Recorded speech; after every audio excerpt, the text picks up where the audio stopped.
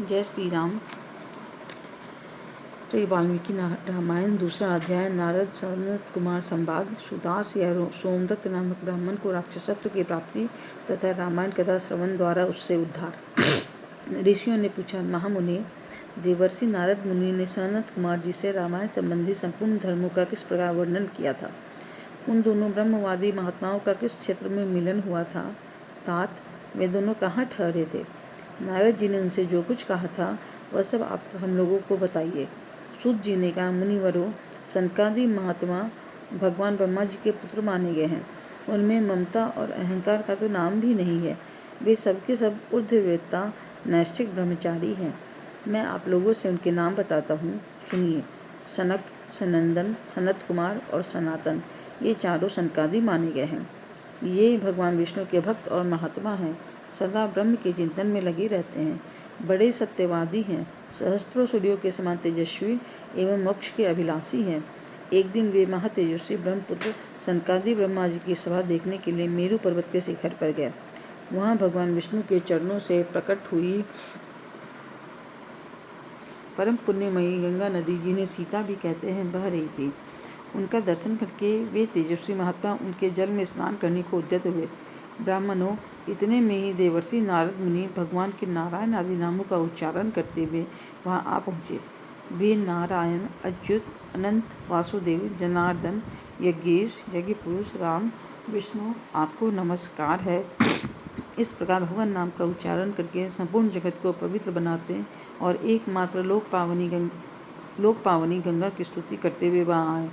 उन्हें आते देख महातेजस्वी सनकादि मुनियों ने उनकी यथोचित पूजा की तथा नारद जी ने भी उन मुनियों को मस्तक झुकाया।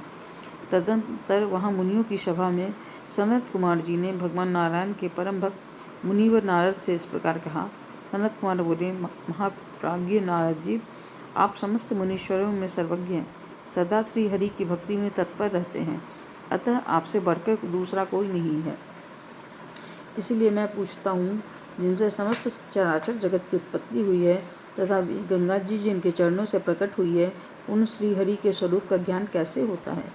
यदि आपकी हम लोगों पर कृपा हो तो हमारे इस प्रश्न का यथार्थ रूप से विवेचन कीजिए। नारद जी ने कहा, जो पर से भी परतर हैं, उन परम देव श्री राम को नमस्कार है, जिनका निवास स्थान उत्कृष्ट से भी उत्कृष्ट है तथा जो सगुण और निर्गुण रूप है, उन श्री राम को मेरा नमस्कार है।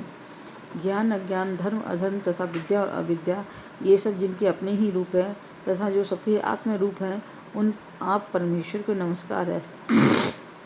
जो दैत्यों का विनाश और नरक का अंत करने वाले हैं, जो अपने हाथ के संकेत मात्र से अथवा अपनी भुजाओं के बल से धर्म की रक्षा करते हैं, पृथ्वी के भार का विनाश जिनका मनोरंजन मात्र है और जो उस मनोरंजन की सदा अभिलाषा करते हैं, उन रघुकुलदीप श्री रामदेव को मैं नमस्कार करता हूँ।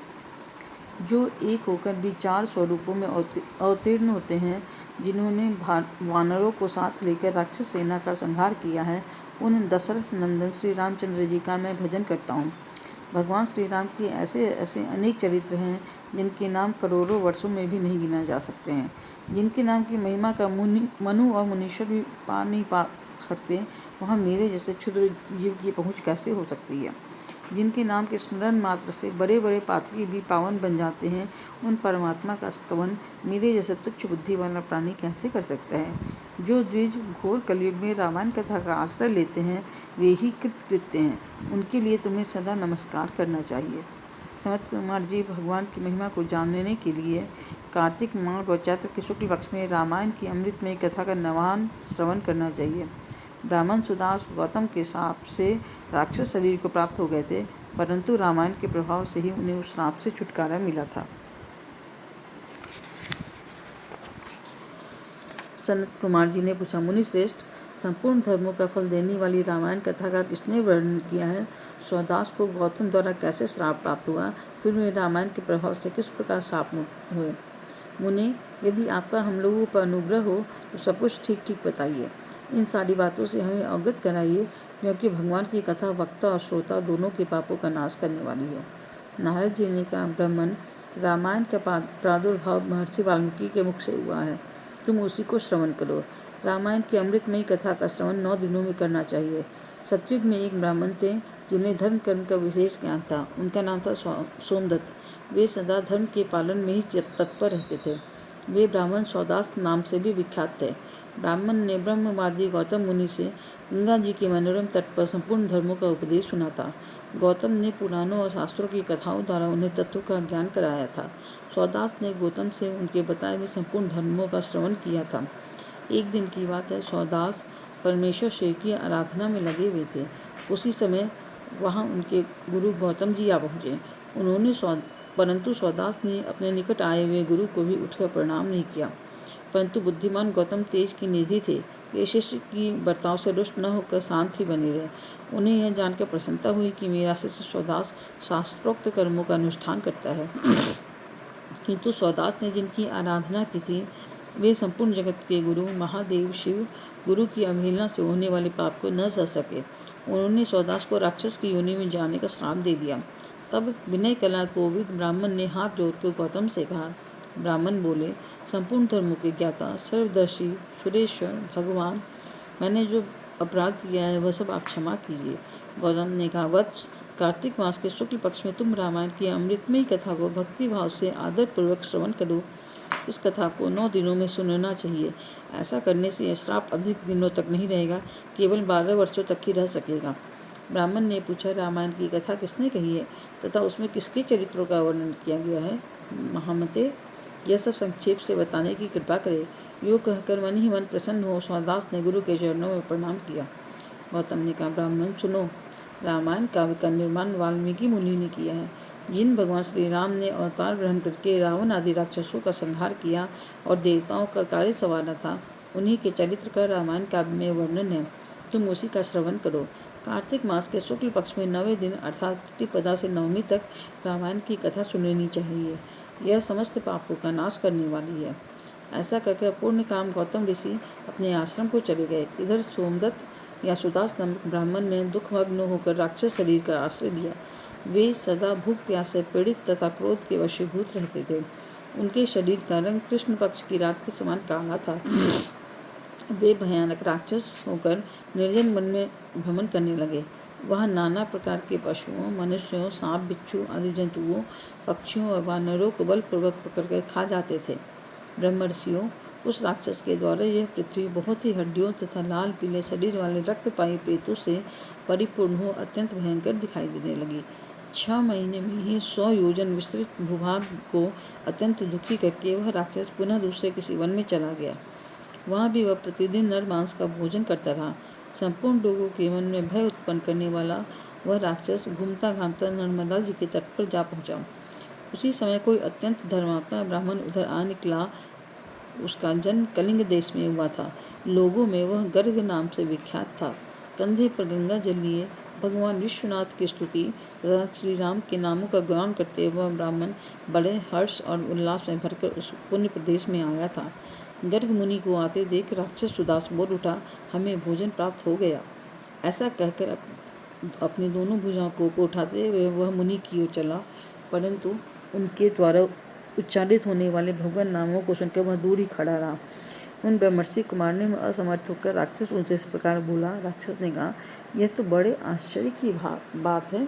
भद्र महावना आप महात्मा को नमस्कार है। आप जो भगवान नामों का स्मरण कर रहे हैं, इतने से ही राक्षस भी दूर भाग जाते हैं।